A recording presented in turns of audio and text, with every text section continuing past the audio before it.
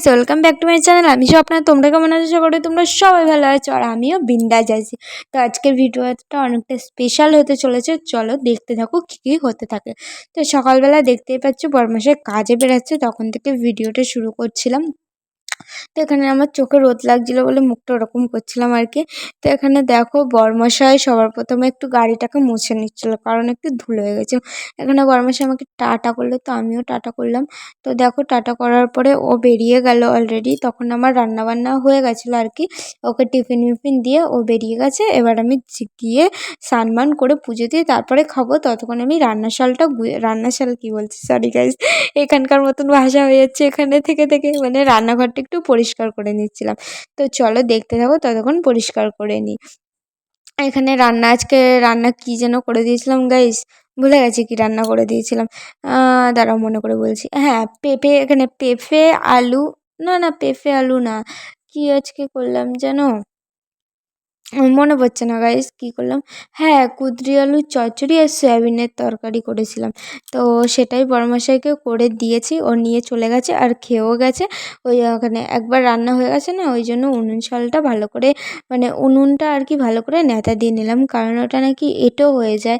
এখানকার যে নিয়মটা আর কি সেটাই আমাকে মানতে হয় আর কি।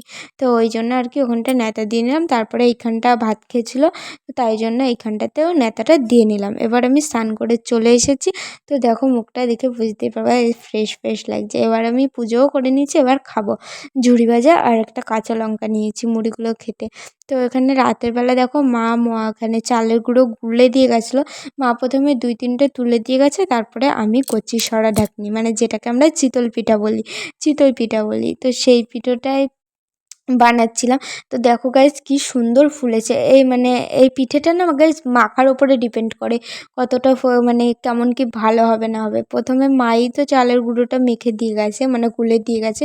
দেখো গাইজ কি সুন্দর, পুরো একবারে উঠে যাবে। আর কত সুন্দর ফুলেছে দেখছো গাইজ।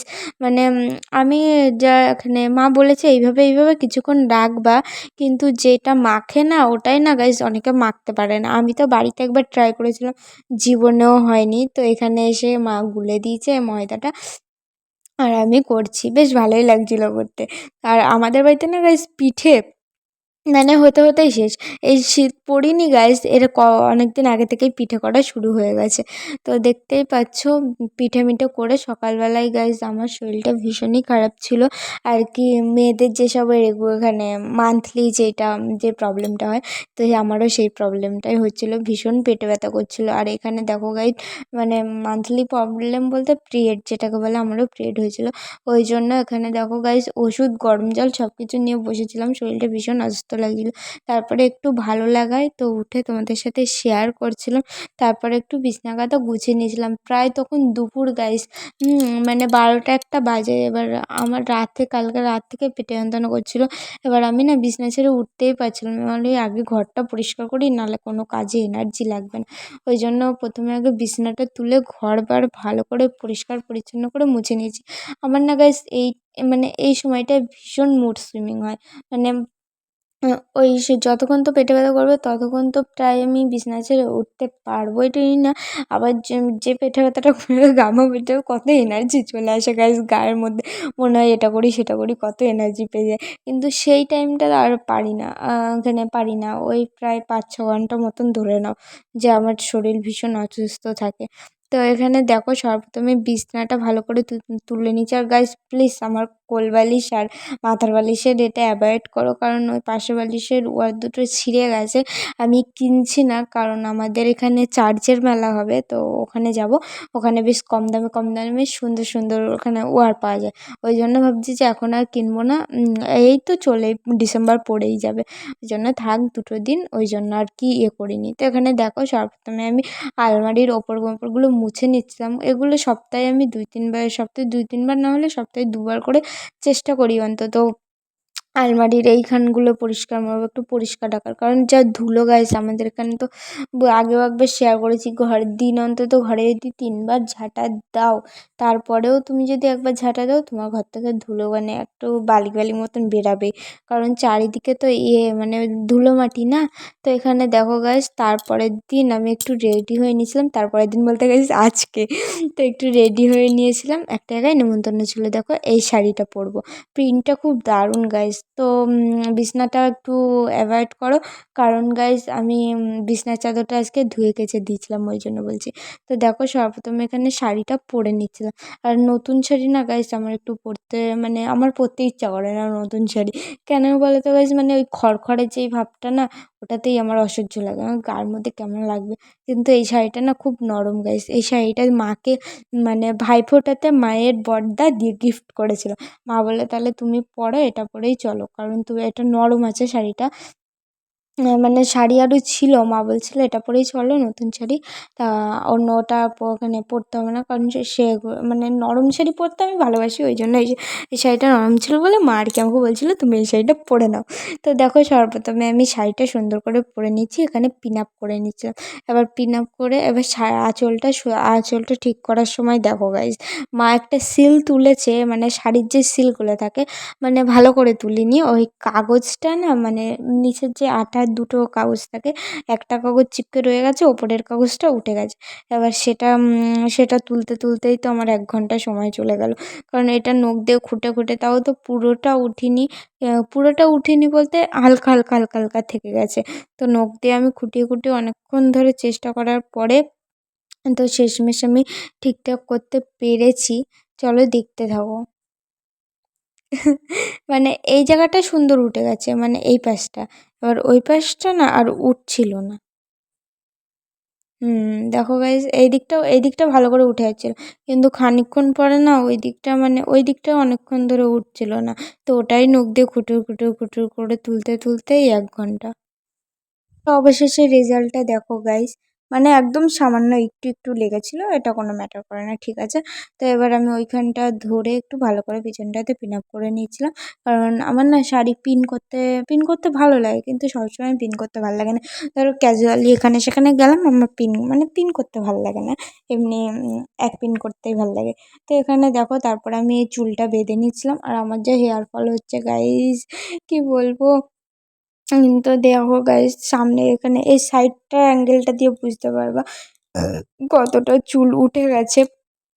সরি গাইস, ভয়েসের মধ্যে উল্টোপাল্টা আওয়াজ চলে যেতে পারে, ঢেকুর উঠলো ওই জন্য আর কি বলছি। তো এখানে দেখো আমি সর্বপ্রথমে চুলটা বেঁধে নিয়েছিলাম, তারপরে একটু মেকআপের মধ্যে, আর মেকআপ বলতে আর কিছুই না গাইস, জাস্ট একটু আইব্রোটা ঠিক করে নিয়েছিলাম। কারণ আইব্রোটা গাইস মানে এই দুর্গাপুজোতে তুলেছি, দুর্গাপুজোর কদিন আগে, তারপর মানে আমি খুব কমই তুলি আইব্রো, মানে অকেশন অনুযায়ী তুলি। এই কার্তিক পুজোর সময় কার্তিক পুজো হবে গাইস, তখন তুলবো, মানে ওই জন্য চারিদিক দিয়ে আইব্রো গজিয়ে গেছে আর কি, সেট আপটা না করলেই হবে না। তো এই জন্য একটু আইব্রোটা সেট করে নিলাম। এবার এবার মানে সাজগোজে বলতে একটু হালকা লিপ লাইনার আর একটু লিপস্টিক, আর কিছু এখানে আর কিছুই দেবো না মুখে, কারণ আর কিছু মুখে দিলে মানে আমার ক্যাজুয়ালি মানে এখানে যাবো সেখানে যাবো, আমার এই দুটো জিনিস হলেই এনাফ, মানে ওই ফাউন্ডেশন আমার অত কিছু লাগে না, ব্যাস লিপস্টিক আর এখানে একটু আইব্রোটা ঠিক থাকলেই আমার হয়ে যায় মুখের মধ্যে। মানে আমাকে অত হিজিবিজি সাজতে আর কি ভালো লাগে না, সবসময় মুখের মধ্যে যে মেকআপ ঠুসে থাকবো অত ভালো লাগে না, আমার ন্যাচারাল লুকটাই আমার বেশি ভালো লাগে। তো এখানে দেখো আমি লিপ লাইনারটা দিয়ে সর্বপ্রথমে লিপটা ঠোঁটে এঁকে নিচ্ছিলাম, এবার একটা মিউট শেড বলার মানে একদম হালকা যে পিঙ্ক কালারটা, লাইট পিঙ্ক, মানে পিঙ্কের মধ্যে একটু মিষ্টি মিষ্টি ভাব, সেই কালারটাই আর কি ঠোঁটের মধ্যে দিয়ে নিয়েছিলাম। আমার মেকআপের মধ্যে ব্যাস এটুকুই গাইস, মানে আমার মুখের মধ্যে আর কি ম্যাটার করছে না করছে আমি অত দেখি না গাইস, আমার লিপস্টিকটা ঠিক থাকলেই হলো। কারণ আমার লিপস্টিক মানে বলে না মেকআপের মধ্যে তোমার কেউ যদি বলে তোমার সবচেয়ে ফেভারিট পার্ট কি, আমি তো চোখ মুখ বন্ধ করে দেবো, বলে দেবো গাইস লিপস্টিক, কারণ আমার লিপস্টিক করতে খুব ভালো লাগে। কেউ যদি মানে ফেসের মধ্যেও কিছু ভালো না মানে কিছু থাকার না থাক লিপস্টিকটা থাকলেই আমার চলবে। তো এখানে দেখো গাইস মা বলে গেল যে তুমি তাড়াতাড়ি রেডি হয়ে বেরাও, ততক্ষণ আমি একটু কাজ করে নিই। তো আমি এখানে দেখো আজকাল বহু বছর পর গাইস কাজল পরছি। আজকাল তো কাজল পরা আমার হয়ই না। সেই 3-4 বছর আগে কাজল পরতাম, খুব ভাল লাগতো আগে কাজল পরতে। এখন আর অতটাও মন করে না যে কাজল পরি। আজ হুট করে মন করলো যে একটু না একটু কাজল পরি, কারণ কাজল মানে ফেসের মধ্যে একটু ফেসটাই লাগছিল, ওই জন্য ভাবলাম কাজলটা পরেই ভালো লাগবে। আর এখানে দেখো মা বলছিল একটু পায়ে আলতা পরে না, পাটা খালি করে দিয়েছে। আমার না গাইস আলতাতে অ্যালার্জি আছে, তাও মা বললো বলে পরলাম। এখানে দেখো দুটো ছাগল বাচ্চা হয়েছিল, আর মা এখানে না কুচিটা ঠিক করে দিচ্ছিল, কারণ নতুন শাড়ি তো একটু কুচিটা এলোমেলো হবেই। তো ওখানে দেখো মা বললো তুমি এখানে দাঁড়াও, আমি একটু বাড়ির থেকে আসছি। তো আমি এখানে দাঁড়িয়েছিলাম, একটু ভিডিও ক্লিপ নিচ্ছিলাম তোমাদের সাথে শেয়ার করার জন্য। চলো আরও কে কে যাচ্ছে সেগুলো তোমাদের সাথে শেয়ার করি। এই দেখো গাইজ অ্যাড হয়ে গেছে, ওই দেখো পুচকিটা, তোমরা হয়তো দেখেছো ওকে। তো আগে দেখো দিদা ছিল, আর রাধা ছিল, মা ছিল, সবাই ছিল। তো আমরা এখানে পৌঁছে গেছিলাম। তো এখানে না গাইজ ভিডিও করতে আমার ভীষণ লজ্জা করছিল। সবাই ছিল তো আর কি, মানে বড় লোক, মানে আমার থেকে অনেক বয়স্ক, বয়সে বড় বড় গুরুজনরা ছিল, ওই জন্য আর কি। তো খেতে বসে গেছি। সর্বপ্রথমে দেখো থালা দিয়ে গেল, প্লেট দিয়ে গেল। তো থালা না দিলে কী করে খাবো গাইজ। এরপরে নুন দিল, শাক ভাজা দিল, ফ্রায়েড রাইস দিয়েছে, চানা মশলা দিয়েছে, আরও অনেক খাবার ছিল, শেয়ার করতে পারিনি। তো এখানে দেখো বুড়িমাকে কত সুন্দর লাগছে, একটু প্রণাম করে দিলাম আর ওনার সাথে একটু ছবি তুলে নিলাম। তো ভিডিওটা এখানে শেষ করছি, ভালো লাগলে লাইক কমেন্ট শেয়ার করে দিও। দেখা হবে একটা নতুন ভিডিও, ততক্ষণ ভালো থেকো, বাই।